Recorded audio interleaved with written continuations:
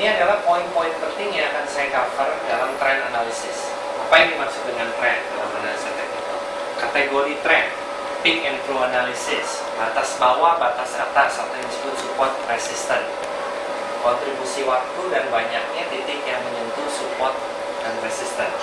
Channel dalam trend, penembusan garis support dan resistance, pullback, false break adalah bagian dari entry dan exit point kita juga. Nah, nanti juga penggunaan TA klasik, technical analysis secara garis besar dibagi menjadi klasik dan modern, yaitu dengan menggunakan garis-garis trend, yang modern menggunakan indikator-indikator atau perhitungan secara matematis. Nah, kita juga akan mempelajari bagaimana sih harga itu mulai akan naik pada saat dia turun atau downtrend, dan pada saat harga mulai akan turun, sehingga kita bisa melakukan suatu keputusan atau dasar dalam aksi beli atau aksi jual. Hal itu yang disebut dengan continuation atau reversal. Jadi dua poin itu, continuation dan reversal, sangat penting dalam pengambilan keputusan kita nantinya. Saya juga akan coba nanti mendemonstrasikan bagaimana menggambar garis trend, bagaimana kita menggambar trend dalam trend, merevisi garis trend. Ya, intinya saya akan coba jelaskan bagaimana pemirsa atau peserta training yang sudah belajar namun belum begitu mengerti nanti gimana untuk bisa lebih nyaman menggunakan analisa teknikal di rumah. Trend secara garis besar dibagi menjadi major trend, secondary, dan minor. Time frame-nya ada ini yang trend yang sangat panjang atau disebut secular trend, bisa berlangsung antara 8 sampai 12 tahun. Ada juga 4 tahun atau business cycle. Batasan-batasan waktu ini sebenarnya tergantung daripada investor atau trader itu sendiri. Apakah dia seorang investor jangka panjang, investor jangka menengah, atau dia seorang swing trader, apakah dia seorang intraday trader. Tentunya 4 hal yang tadi saya sebutkan di awal, yaitu tools, education, waktu, dan information, serta experience akan mendukung pengambilan keputusan. Saya juga akan coba menjelaskan. Di sini ada yang disebut dengan Dow Theory. Jadi Charles Dow itu merumuskan beberapa poin atau beberapa teori bahwa pergerakan tren itu didasari oleh 3 fase pada major trend. Itu ada fase akumulasi, yaitu fase yang oleh investor-investor besar melakukan pembelian, ya, karena mereka memiliki informasi, mereka memiliki tools yang lebih canggih daripada investor pada umumnya. Fase yang kedua adalah public participation atau partisipasi technical trend follower. Nah, itulah kita bisa mengkategorikan di sini. Jadi dengan menggunakan chart, tentunya kita memiliki dasar analisa yang lebih baik sehingga kita bisa mendeteksi bahwa terjadinya perubahan arah. Fase distribusi itu biasanya ditandai dengan orang mulai mencetak cerita mengenai bullish. Nah, yang disebut bullish adalah harga naik, harga akan naik lebih tinggi lagi, jadi hati-hati. Yang terjadi bisa sebaliknya. Pada secondary trend, menurut Dow berlangsung antara kurang lebih 3 minggu sampai 3 bulan, dan biasanya harga retrace atau kalau trennya naik dia akan balik turun dulu sekitar 1/3 sampai 2/3, kebanyakan 50% daripada kenaikan trennya. Kita akan coba jelaskan. Poin yang ketiga, minor trend dalam Dow Theory berlangsung kurang lebih di bawah 3 minggu. Fluktuasi harga yang terjadi dalam secondary trend itu disebut minor trend. Nah, Dow mengibaratkan tren itu itu ibaratnya adalah laut dengan pasangnya, dengan ombaknya yang disebut wave, juga dengan riaknya yang disebut ripple. Ini visualisasi daripada major trend yang panjang. Ini visualisasi daripada secondary trend. Di dalam secondary trend ada trend-trend kecil yang disebut minor trend. Follow the right trend. Jadi kita trading kalau hanya dalam satu arah, yaitu ya beli murah jual lebih mahal. Ya, jadi kita ikuti arahnya. Jangan trading berlawanan dengan arah trend. Kita akan memiliki posisi yang rugi. Nah, karena kita memasuki yang disebut peak and through analysis. Jadi ada yang disebut puncak dan lembah dalam analisa teknikal.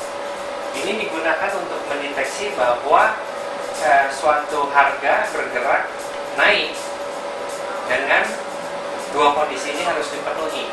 Jadi peak-nya harus lebih tinggi daripada peak sebelumnya, dan through-nya harus lebih tinggi daripada through sebelumnya, atau yang disebut higher high dan higher low. Nah, pergerakan harga ini akan berubah apabila kondisi ini telah dipenuhi.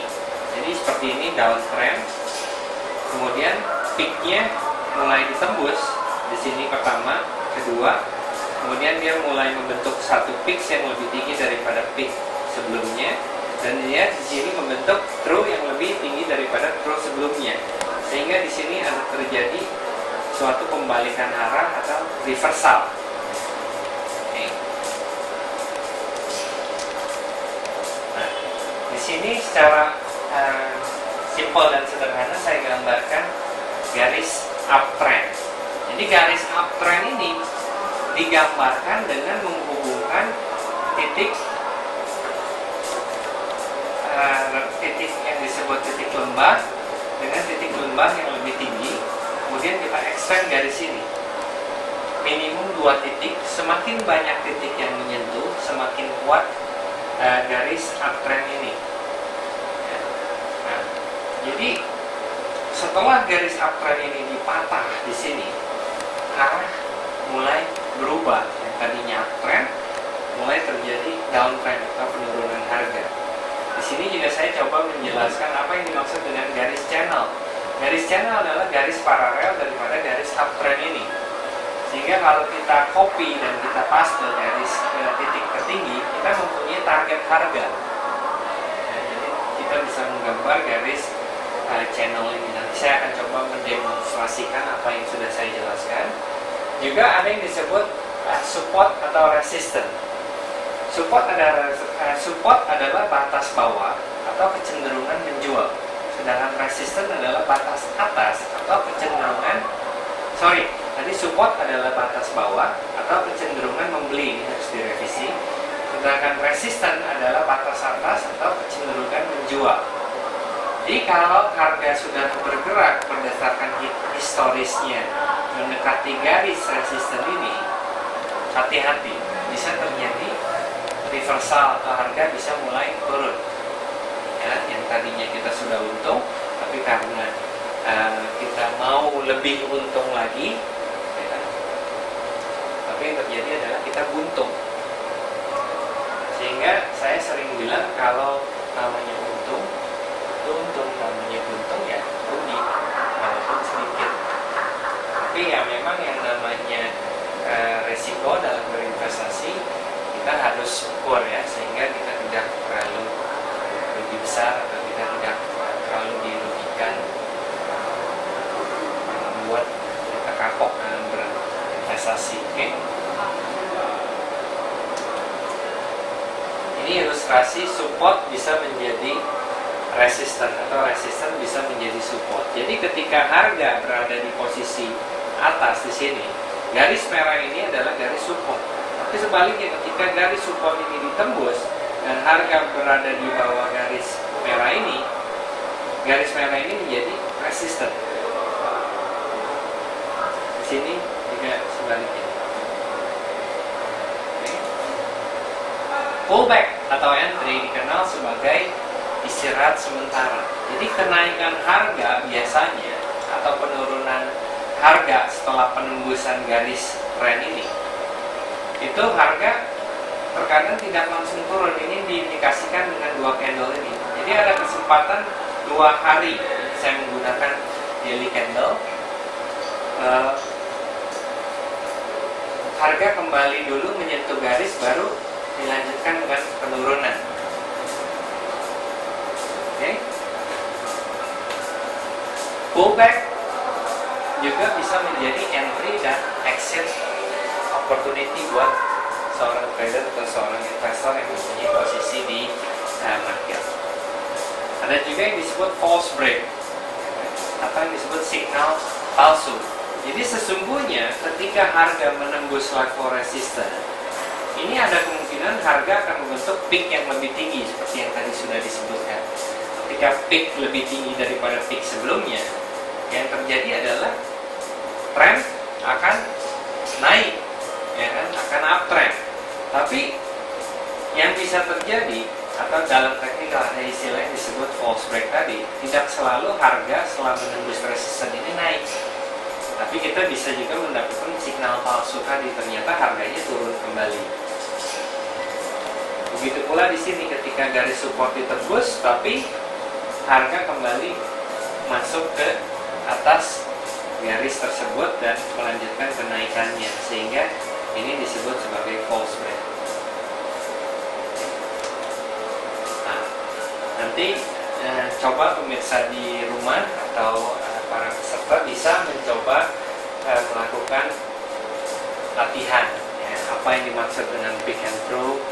Dicoba, ini biasa yang saya berikan pada training technical trade. Okay. Sekian mengenai technical analysis. Kita akan masuk ke sesi selanjutnya. Sebelumnya saya akan coba mendemokan tadi yang sudah saya jelaskan, yang bagaimana cara menggambar garis uptrend, bagaimana cara menggambar garis downtrend, bagaimana merevisi garis trend, dan lain sebagainya. Oke, kita akan coba lihat tools yang saya gunakan di sini, chart saya. Oke, saya menggunakan Ami Broker di sini sebagai support software dalam analisa saya.